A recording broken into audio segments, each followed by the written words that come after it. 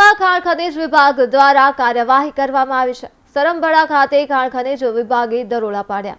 સાદી રેતીની થતી ખનીજ ચોરીને પકડી પાડવામાં આવી છે। ખાણ ખનીજ વિભાગ દ્વારા કુલ 32 લાખનો મુદ્દામાલ જપ્ત કરાયો। 2 ટ્રેક્ટર, 1 લોડર, 1 ડમ્પર જપ્ત કરાયા છે। જપ્ત કરેલા વાહનો બહુમાળી ભવન ખાતે મૂકવામાં આવ્યા તો ખાણ ખનીજ વિભાગે આ મામલે વધુ કાર્યવાહી હાથ ધરી છે।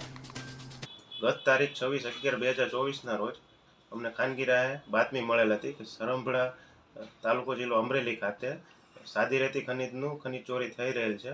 તો અમે અમારી ટીમ સાથે ત્યાં ગયા આકસ્મિક તપાસ દરમિયાન અમને 2 ટ્રેક્ટર, 1 લોડર અને 1 ડમ્પર, આમ કુલ મળી 32 લાખનો મુદ્દામાલ અમે જપ્ત કરેલ છે અને બહુમાળી ભવન કમ્પાઉન્ડ ખાતે સીઝ કરી અટક કરી રાખેલ છે। તો વધુમાં આગળની કાર્યવાહી નિયમ અનુસાર ચાલુ રહે।